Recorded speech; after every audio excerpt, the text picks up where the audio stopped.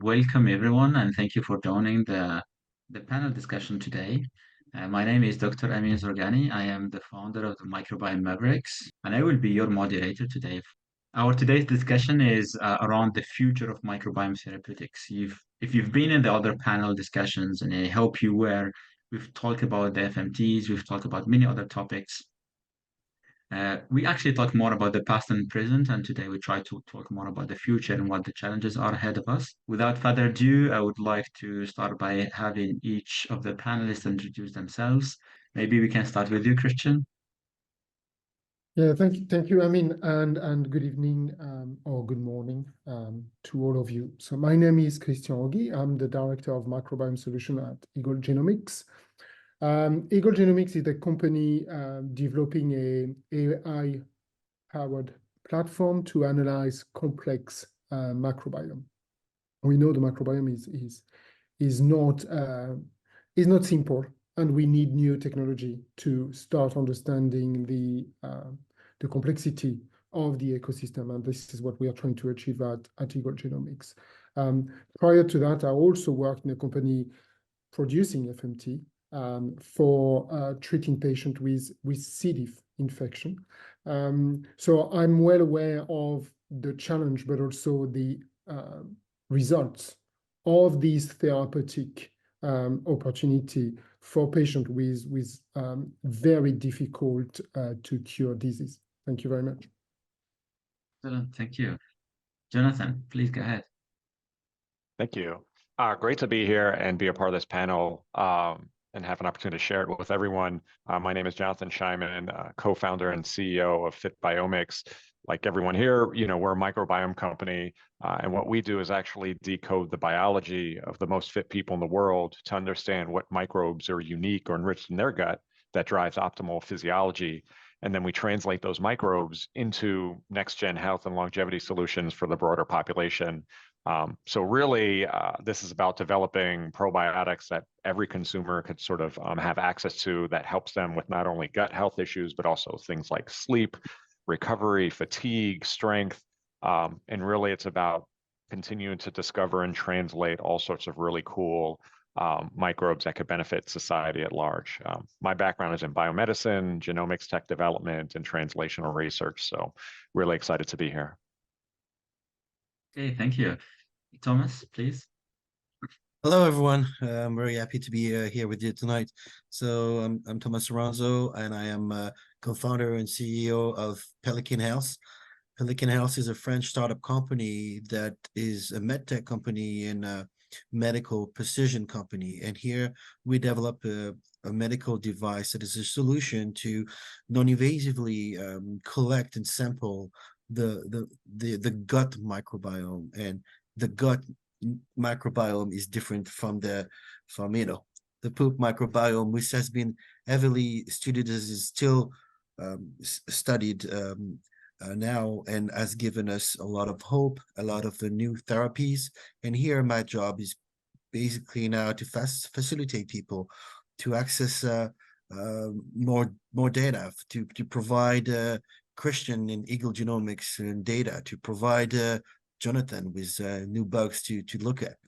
And also in the long term, we want to use this new untapped microbiome to look at the signatures to identify diseases and do diagnostics or therapeutical follow-up. So very excited to be a part of that wonderful microbiome ecosystem, and hope you'll enjoy the discussion and the movie as well. Thank you. Thank you so much, Thomas. Ranjan, thank you and welcome with us. Thank you. Pleasure meeting all of you. My name is Ranjan Sinha. I am the founder and CEO of Digby Health. We are based in the US, and what Digby Health does, we are a digital care program that treats 3 of the top 5 chronic care conditions for employers and health plans in the US. And those are obesity, the cardiometabolic spectrum, and GI health. And the way we do it is slightly different than most other digital care programs that focus on behavior change. We focus on using precision biology to treat these illnesses. And so when a patient or a member comes in, we deeply characterize their biology using analyze their gut microbiome, their genetics, and everyone gets a continuous glucose monitor. So we are very rapidly able to build a deep understanding of their biology. And then we characterize the intake to this substrate. So their meals, their lifestyle, stress, anxiety. And our go-to business model is we sell through health plans in the US. We probably are the first genetic gut microbiome-based chronic care program that is covered by insurance companies, that is paid by the employer. We don't have a direct-to-consumer go-to-market model. And we are really a group of doctors, scientists, bioinformaticians, microbiome scientists, software engineers. So that's. Thank you so much. Thanks for sharing that. I actually didn't really know. I've spoken with you before, but I didn't know that you don't have a direct-to-consumer one. So interesting to know that. And actually, starting with you, maybe we can go into the first question. And this is more of a follow-up to some of the other panels what we have, because today we're talking about the microbiome, the future of microbiome therapeutics. Anytime you see a paper today published about the microbiome, okay, the microbiome was pointed out to be implicated in Alzheimer's or many other diseases. The first question that the non-believers of the microbiome will ask you, I mean, how can you be sure that this is the cause of the consequence of the disease? So what can we answer to this question? Is the microbiome a cause or consequence of certain diseases? You're asking me to go first, to me, is that? Yeah, go ahead. Yeah. Okay. I think that's still a million-dollar question. What comes first? I'll share with you, given we have combined precision biology with telemedicine, telehealth care. So our endpoint is when patients come in, they have obesity, diabetes, hypertension, GI conditions, IBS, and even mental health. Everyone we characterize for their anxiety and depression using GAD-7, etc.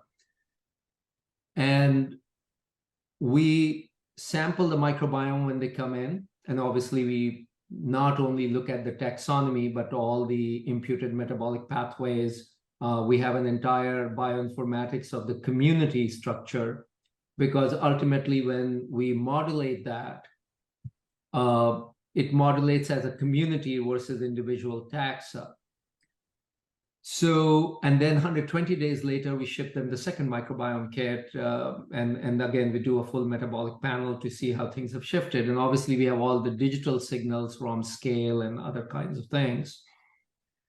What we have learned is for certain, the microbiome shifts, especially in terms of through our intervention, the metabolic pathways that are relevant to the disease, whether it's the tryptophan pathway, whether it's the butyrate pathways. And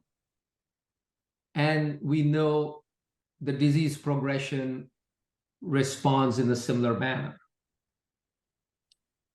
Now, which is causing what? That we don't know the answer.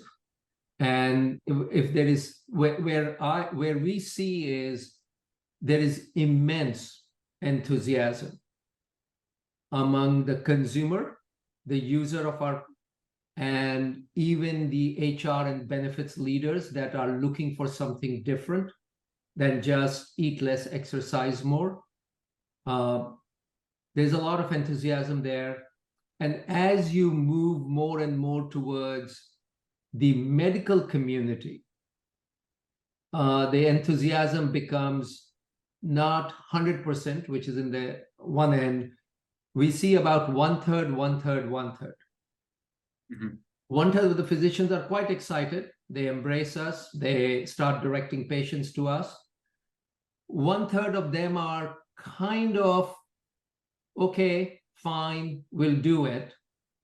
And there is one-third that's highly skeptical. And I think like any other technology, there is a lot of work to be done here. And we all, we are all in this business. We understand the challenges of calibration, challenges of measurement. Thomas's business, I'm sure he measures the microbiome at a different point in the intestinal tract. You will see different data. So that is a natural to be skeptic if we are scientists. But what's heartening for me is in the mind of the consumer, in the mind of the patient, this is something very relevant. And the fact that they get treated for conditions that historically they have not been able to, through standard medical means.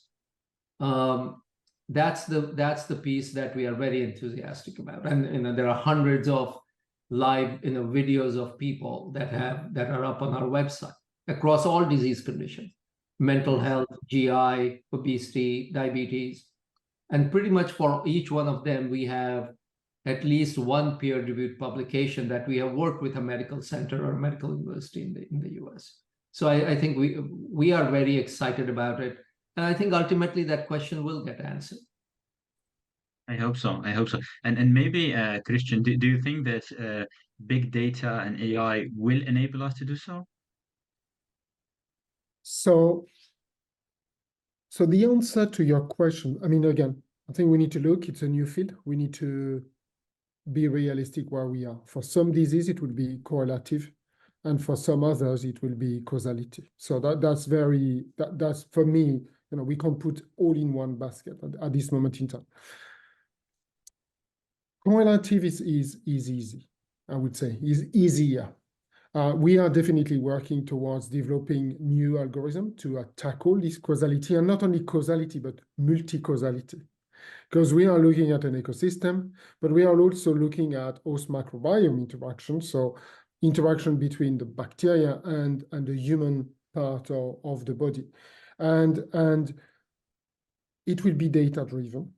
And we need so much data that basically the human brain can't cope, will not be able to cope. So yes, it will be AI-driven, data-driven, and it will be, it won't be for tomorrow, but we need to start somewhere, and that's what my company is aiming to do in the future. But I agree with Rajan, it's the $1 million questions.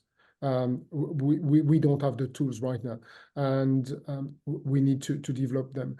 And I want to refer to one of your posts, on LinkedIn, when you say that we should be using different algorithm or different AI approach for the microbiome instead of trying to, continue developing or adapting AI that has been developed for other sectors. I am totally in agreement. Microbiome is something completely different. We need new tools, and we need the time to understand first, using descriptive approach before we move towards this causality and multi-causality. Excellent, thank you.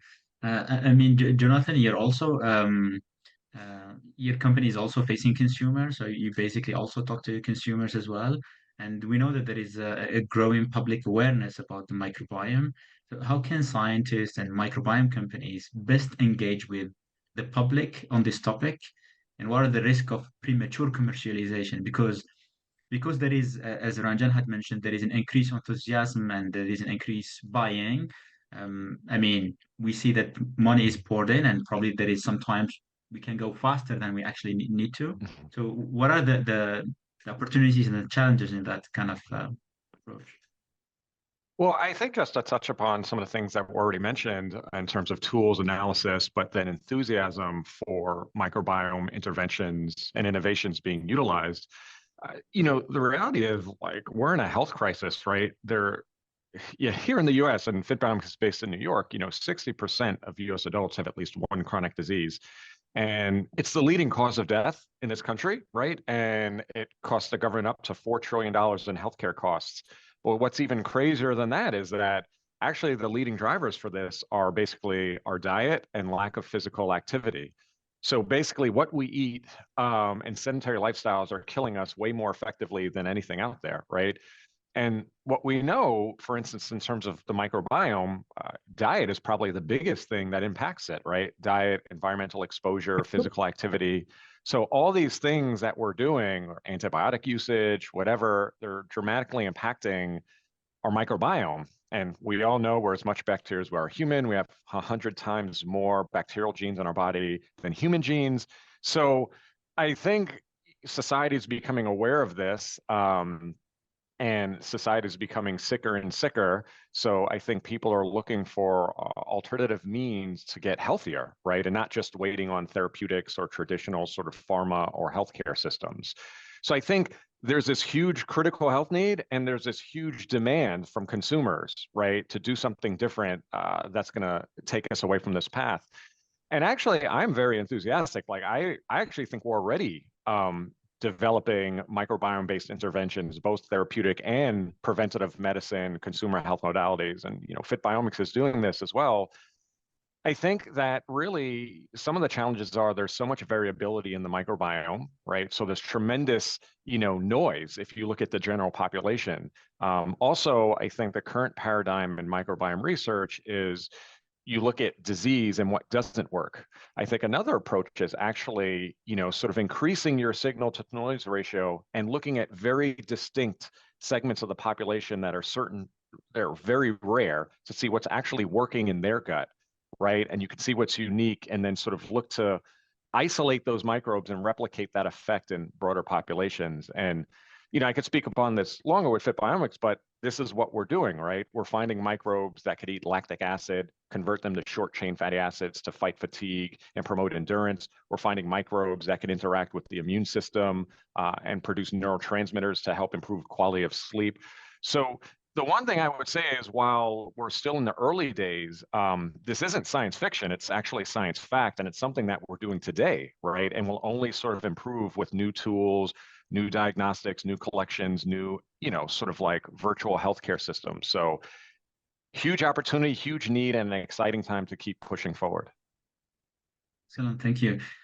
Tomas, when you probably have seen the Biocodex Microbiota Observatory, where they basically looked into 6 or 7 countries, more than several thousands of people, actually trying to ask them about the microbiome and so on.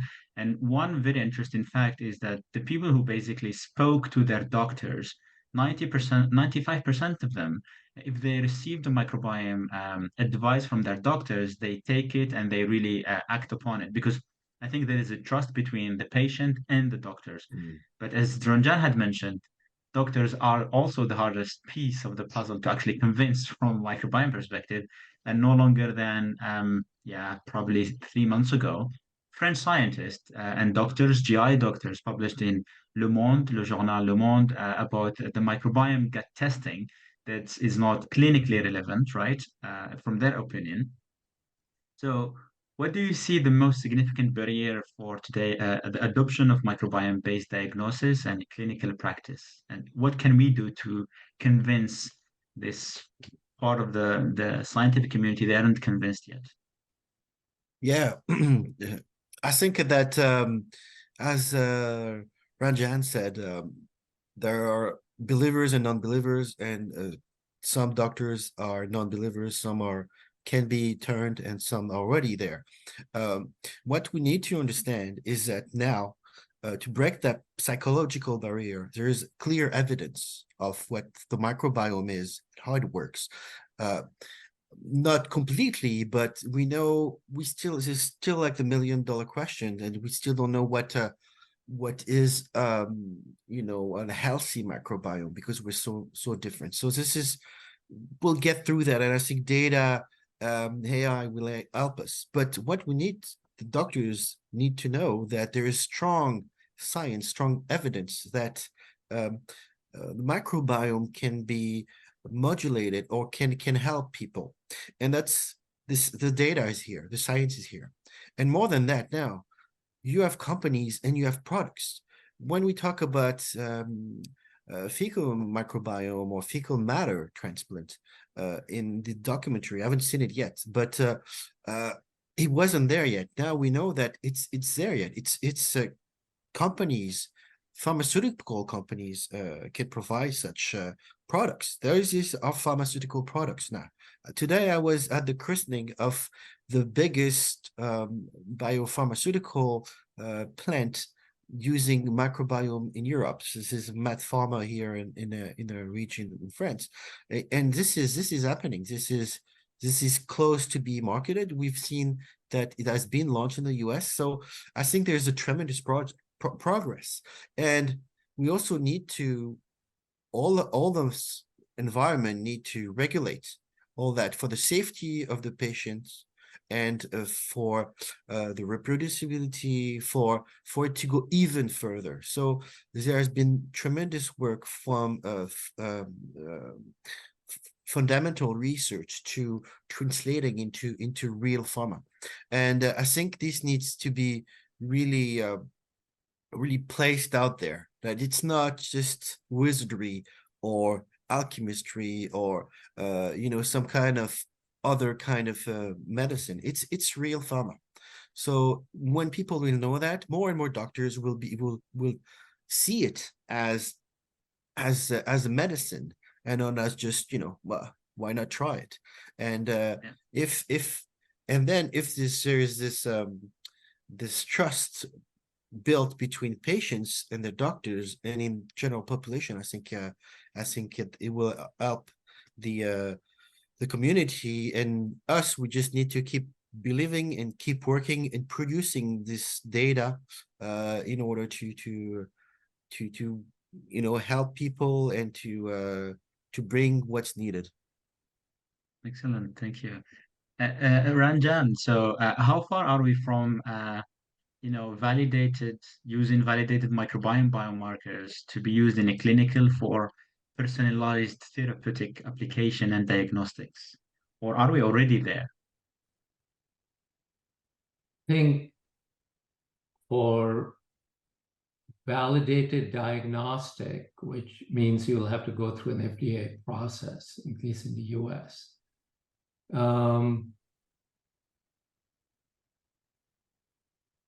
I believe when you look at the IBS space, let's say,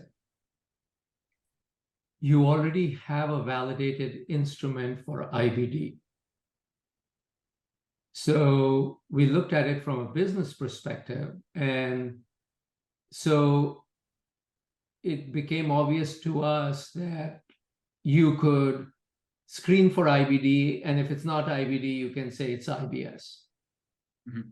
So the commercial enthusiasm for something like that doesn't seem that exciting, and maybe we are looking at it the wrong way. And once you get beyond IBS as a condition, at least the space that we are in, functional bowel disorders, we are still trying to figure out what other diagnostic area we can focus on. And so what I have seen is there are solutions, I think early detection of oral cancer,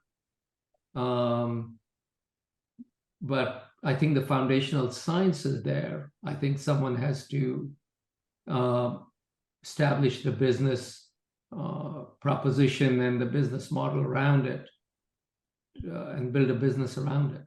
But currently where we are, we have a lot of data. We use it internally to diagnose and stratify treatment modalities. But at this point, we are probably not thinking of how do we create a marketable diagnostic tool out of it. But we use that to just improve patient outcomes internally. Excellent, thank you. And I think, Christian, this is something we discussed about it offline at some point. But after the COVID pandemic, there is another pandemic that has been there for a long time, and I think it will not disappear tomorrow.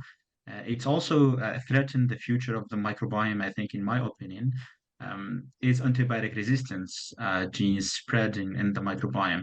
How concerned are you about these kind of spread of antibiotic resistance genes in the microbiome? And what should clinical practice tend to address this type of kind of problem today? Yeah, I know it's not an easy question, though. no, that's not an easy question. So yes, you're absolutely right. This is the pandemic that has already started. It's the silent pandemic, basically. Doesn't get as much coverage as it should. What we are doing right now is simple. Somebody gets an infection, and we, the doctor, will prescribe antibiotics and broad spectrum. So basically, what we are doing is we are affecting very quickly our microbiome. That's the way it works. There is no distinction, and we affect diversity, we affect functionality, we affect a lot of this function that we still, are discovering in labs and using data. So again, I think what we need is obviously changing the mindset, and I'm quite happy to hear what Ranjan has said about 1/3 already of clinicians, convinced that the microbiome is so it's much more than what I was expecting. So we need to work with this clinician, and not only the existing one, but the next gen one, the one that are going to really bring the microbiome into their knowledge, their practice, and start preserving this microbiome. What we need to develop is different tools that are pinpointing, the bad bacteria, able to target, so very clear targeting, to get rid of them in a very controlled way. We are not there yet.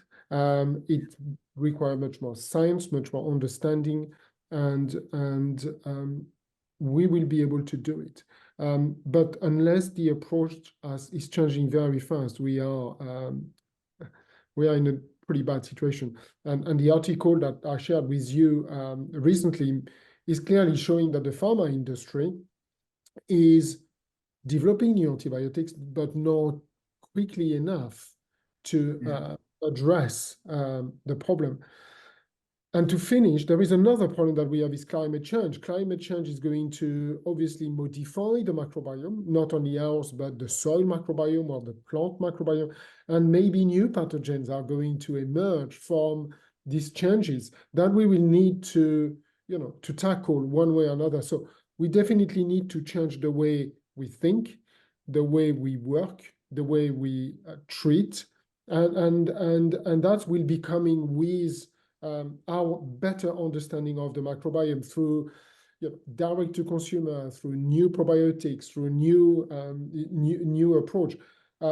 Personally, probiotics could be the answer. They could shift potentially an ecosystem. We'll see it already in the animal world, where antibiotics are starting to be replaced with probiotics. Why not for human? At the end, we are still an animal. So I think that things will come, but there is quite a emergency that we need to understand, and as a field. And I think this is where the microbiome coming together as a field has a very good chance to provide a solution to this invisible pandemic, basically. Thank you. Excellent, thank you. And I think, starting where you just ended with Jonathan about the probiotics along the GI health, and I think there was a question on the chat saying that are there any other areas beyond the GI where microbiome science is being used, like topical applications, or for instance mental health or the gut-brain axis?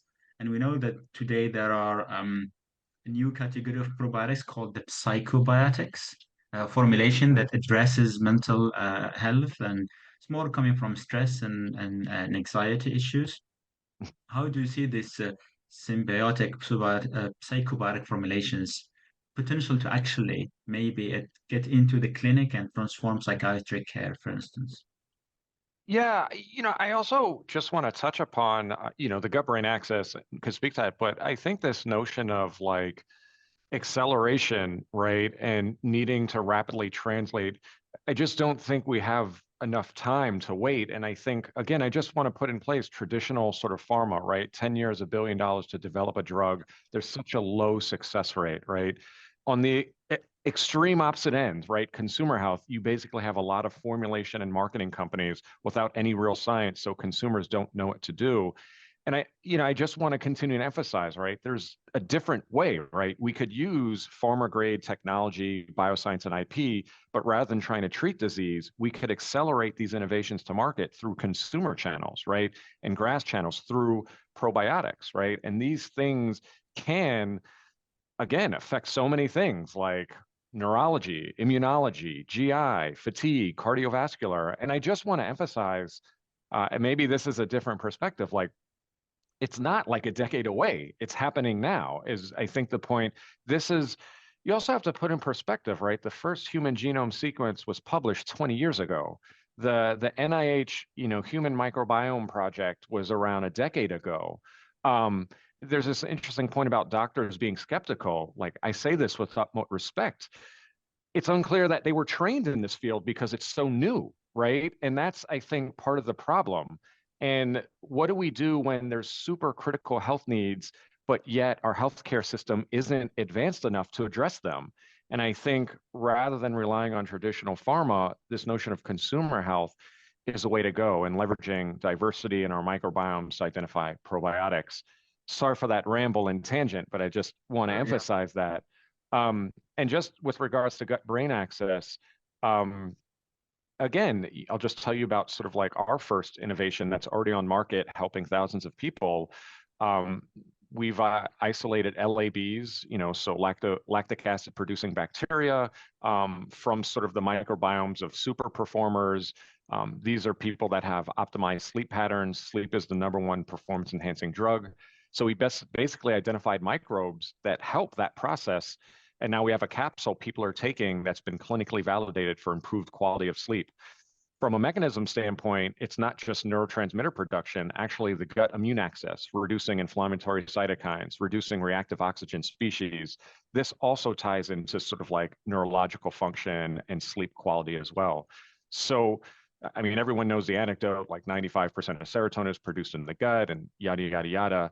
So there's actually been a lot of research already done, and I think the translational efforts are already happening.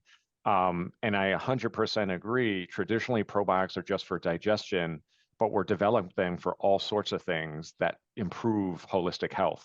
So it's not about treating disease, it's about preventing it, right? And I think that's the new approach that the microbiome could be utilized fairly quickly. Excellent. And I think there is also one question just came in. It's probably very interesting to ask, just in the flow. Are any of your companies collecting data? This is from Kim Brewer. I hope I'm pronouncing your name correctly. So the question is, are any of your companies collecting data on the microbiome and the effectiveness of SSRI? I'm not sure what that is. This is a conclusion from a March 2023 study. The authors concluded that microbiome, specifically the presence of the genera Bruetia, Bifidobacterium, and Coprococcus, was associated with an increase of response to the SSRI in, I think this is probably mild depressive disorder, right? These are serotonin reuptake inhibitors. That's basically the standard form pharmaceutical for anxiety and depression. And we have quite a bit of data there. In fact, we have a published paper. I think it's, and that work we did with Northwestern Medical School, where we were able to improve range for anxiety, depression, and sleep. It was in a range, but it was 63% to 76% of the people experienced at least 20% or more improvement in these conditions measured clinically through the clinical instruments. And the associated, because we do mapping of the metabolic pathways, measurably the shift in the serotonin pathways, GABA pathways for the patients that saw those symptom improvement. And I'll share the link of that paper in the chat. Okay, cool. Thank you. Thank you so much. If I can just quickly follow up, Thomas. intervene, be very careful about statistics and correlations. I don't know the paper, but I don't know if you're a scientist. I guess you have a strong scientific background. But I just want to say, be careful about statistics and correlation studies. Sometimes we conclude a bit too fast. But I'm not the super specialist, but I just wanted to say that. No, I agree with you. Sometimes I think there is a big difference between a correlation that you can see on a result and an actual driver for the actual functionality you're seeing. So, and this is been the challenge from the beginning. So we've seen that. So Kim saying that she's a physician practicing in Washington, and great to have you here, Kim. So you probably are halfway convinced about the microbiome. So that's cool. And going back to you as well, Tomas, because you're a company developing a completely innovative technology to, I think, is more of a challenge the status quo to the microbiome science. And I hate to say that, obviously, when we say microbiome science, people immediately think that we're actually talking about the gut microbiome and feces and fecal samples. That is not. I mean, the microbiome is beyond just the gut, is overall. But your technology is more focusing on challenging the status quo between looking into the microbiome and metabolize into the feces and the fecal samples and actually getting those things from the actual enzyme. So this is a completely new technology in a completely nascent field, or some people might say it's not that nascent actually. What would be the challenges in terms of getting this technology approved to be actually used for clinical practice? This is completely brand new. Yeah, I mean, it's not about, it can be used. It's about using it what for.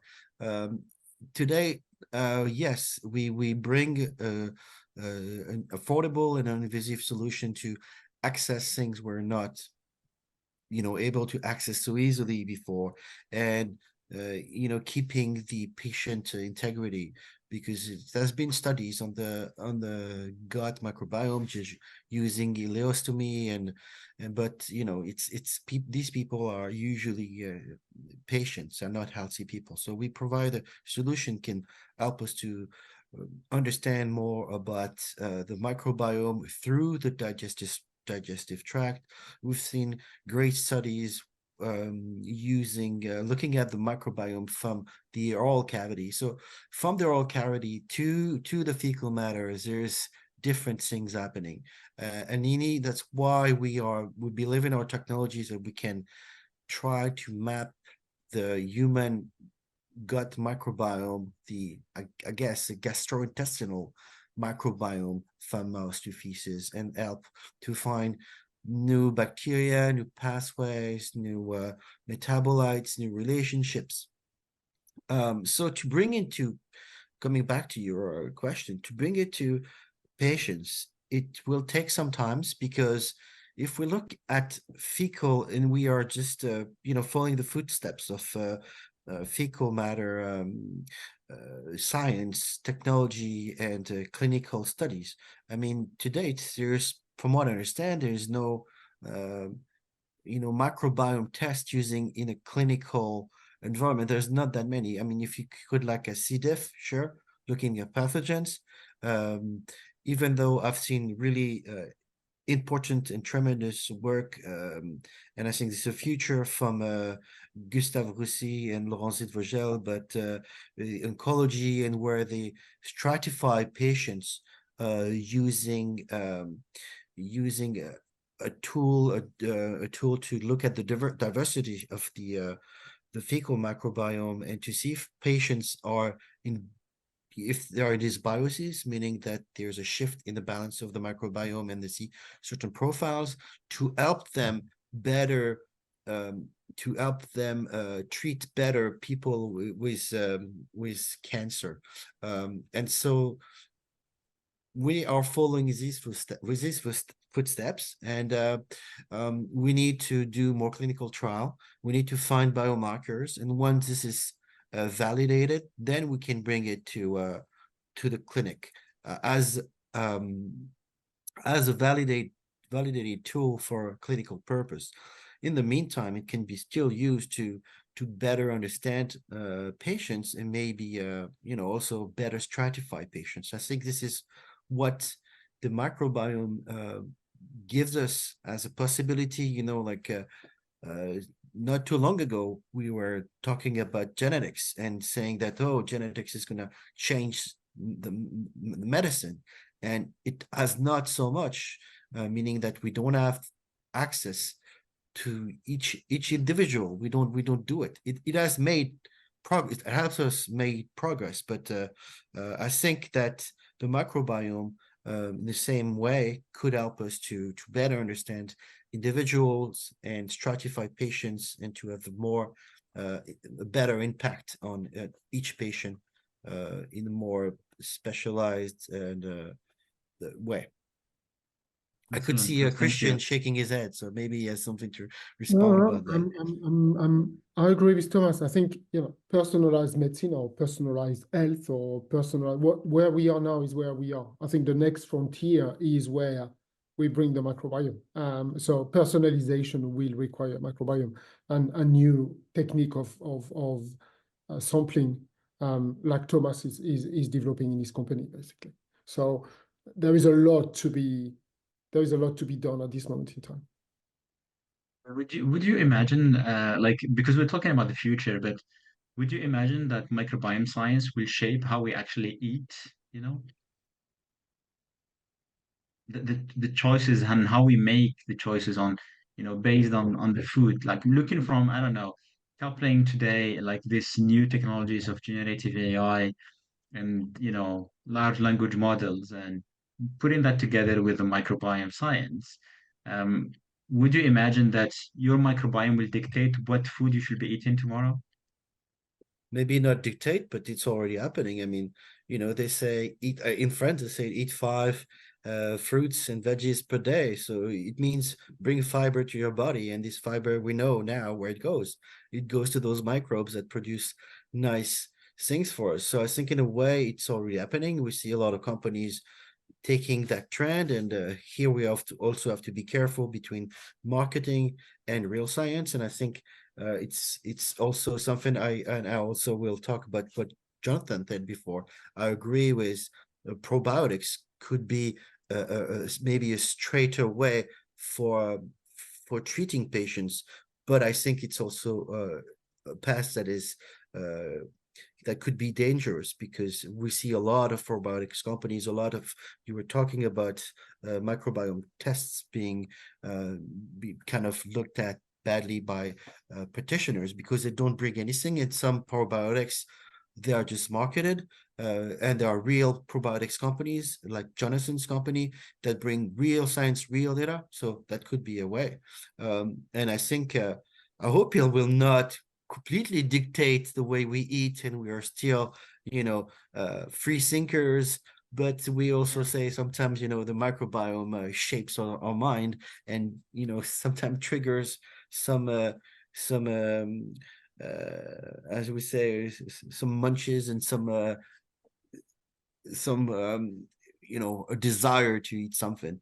But I think it does. I think we need to be in symbiosis with it, so we need to feed it.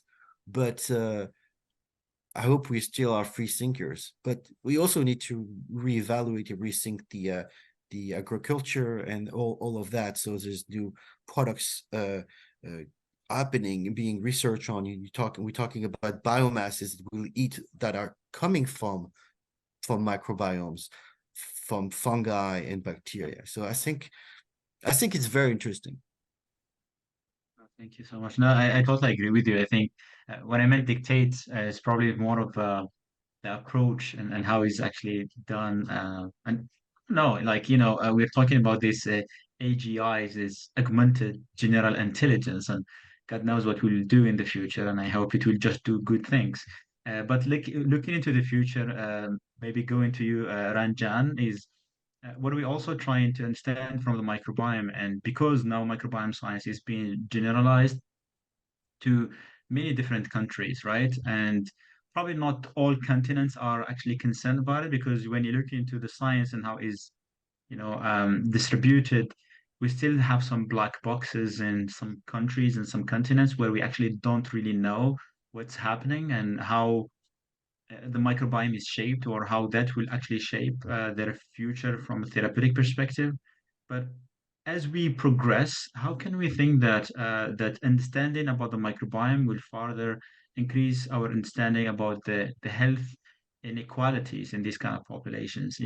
Because we know that some people respond better to some drugs and so on. Would understanding of the microbiome of population will enable us to better adapt the medication we're actually giving to these populations? Well, if I believe that ultimately, at some point, and we are, I think, 5-10 years away, maybe more, that many of the whether it's the metabolites or the peptides or whatever sometimes we synthetically create outside the human body as pharmaceuticals and ingested, I think we can modulate the microbiome and make the microbiome your gut effective pharmaceutical factory. We are very far away from that, but that's the end point that is important.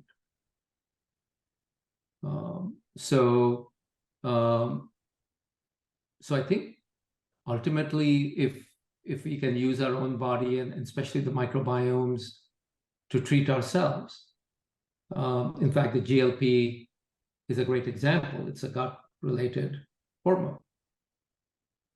There's already studies coming out that microbiome can be nudged to increase production of GLPs. So I think it'll be a great equalizer, because you don't have to rely on expensive and external pharmaceutical intervention. But from a reality perspective, we are probably where the technology industry was in the late 80s. And now we have an iPhone and we live very differently. And I think we are probably on the same trajectory. Nice. I think we're probably getting closer, right? So we're getting closer to, we've seen more applications today being put in place. But with any progress, with any science, there is definitely some ethical considerations. Maybe a question to you, Christian. What do you think are the biggest ethical considerations today that microbiome therapeutics has to probably address before we go full blow on into more applications?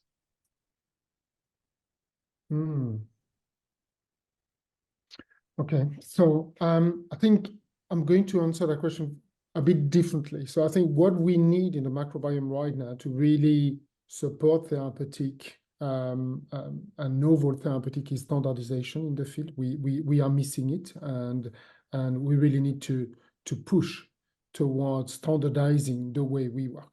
Okay, so that's very clear. That will create credibility, but also respect from the pharmaceutical industry. I think we need to work with the pharmaceutical industry, not say we are going to replace it, or like it was at the beginning of the big boom of the microbiome.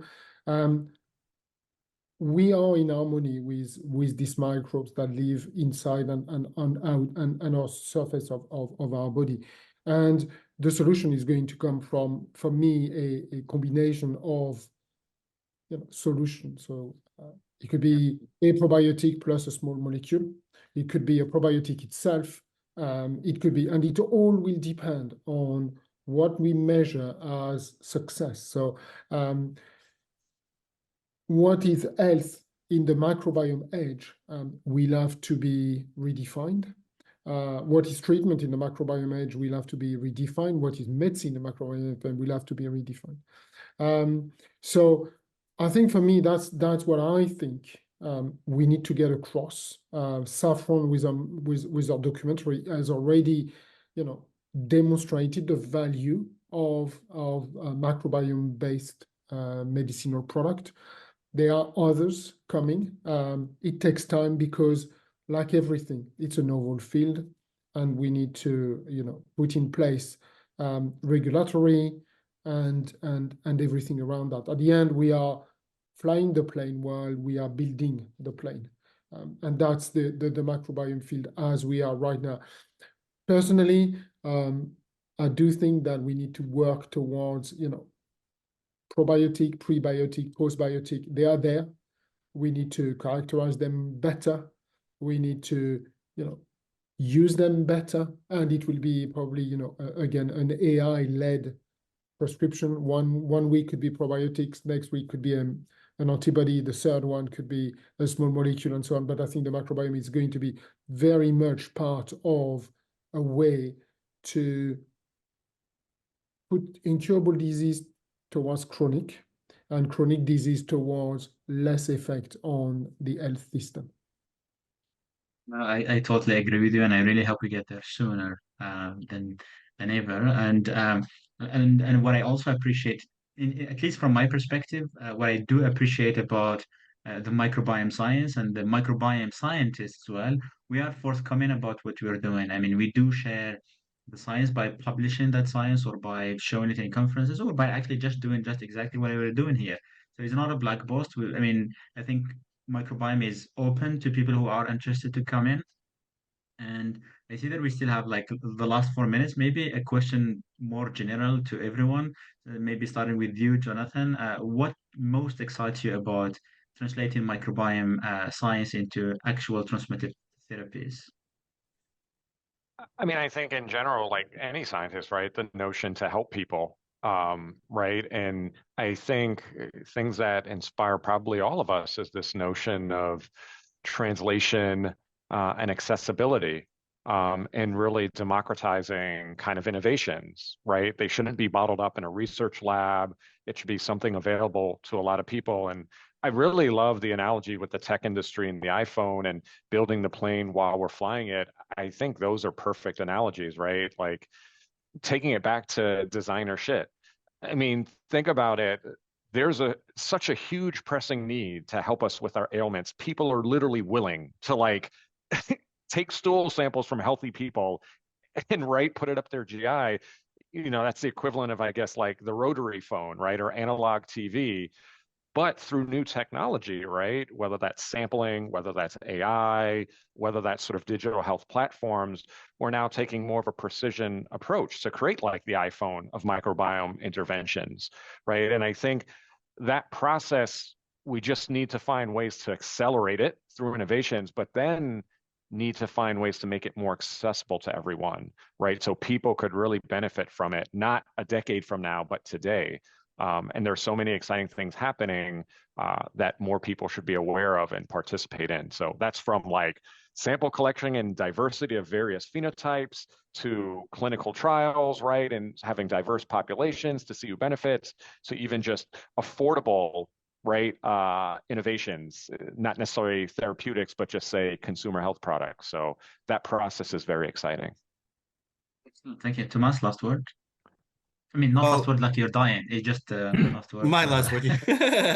No. I understand Jonathan's view, and I understand it's very, and I'm the same way. I started this company when I want to see the product being used by patients and by people, and that's my biggest motivation. What I like is that I would love that I would like, a clear pathway, that a clear message from politicians in France, in Europe, in America, to define what is what, to also big pharma companies invest more in these pathways, because they're waiting to see, it's mostly about money, and I just in a waiting position. I'd like them to pave the way for microbiome companies to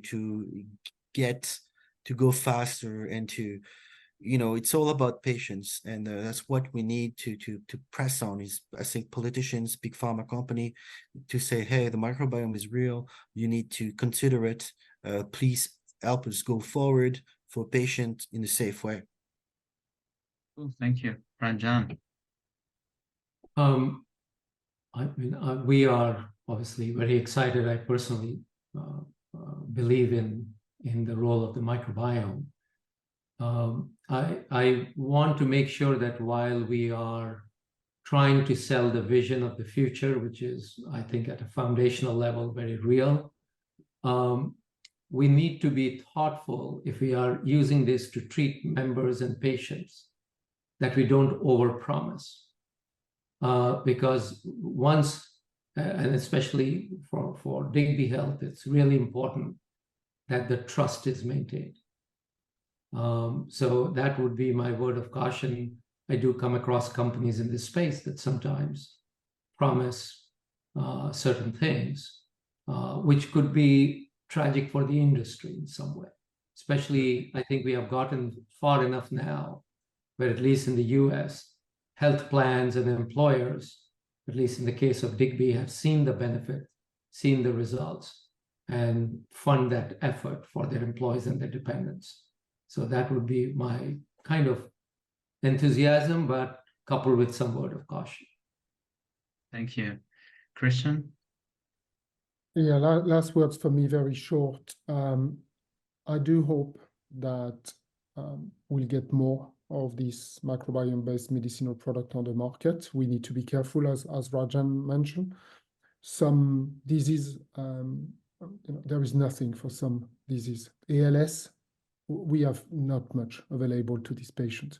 Cancer, for some of them, there is really no treatment. So I do believe that the microbiome is going to provide in the future novel new opportunities for treatment. But again, I think it will be one dimension. It's not going to be the dimension. It's got to be working with the other part of the human body. So I'm very hopeful. That's the reason why I worked in Eagle. That's the reason why we are trying to do things differently. That's the reason why we work as a field. But as you said, I mean, the microbiome is a family. We are creating that field as we are moving it forward, and I hope we can get new therapeutic and even consumer health product on the market quicker. Thank you very much. No, thank you so much, and I really would like to thank you all as the Microbiome Mavericks, and you are definitely doing some Mavericks move there. As actually, the designership is a Maverick documentary, and you don't want to miss it. Today is available for streaming on Amazon, Apple TV, and Vimeo. So just have a look or visit the documentary website, designershitdocumentary.com. I really would like to thank you all for your great insights. I know that some of the questions we did not manage to get there. Apologies for that. But I've seen one question more related to more of the topic I was working on, the skin microbiome, I think from Karen. Feel free to reach out via email, and I will be more than happy to give you more insights on what to use on that kind of topic. By this, I would like to thank you. Wish you a great day for the ones who are in the States, Jonathan and Ranjan, and dinner time for us in the European time zone. So thank you, guys. Thank you. Thank you. Take care. Cheers. Thank you. Bye. I mean, the maestro, Thank the you. Mavericks. Thank you. Thanks, guys. See you. Bye.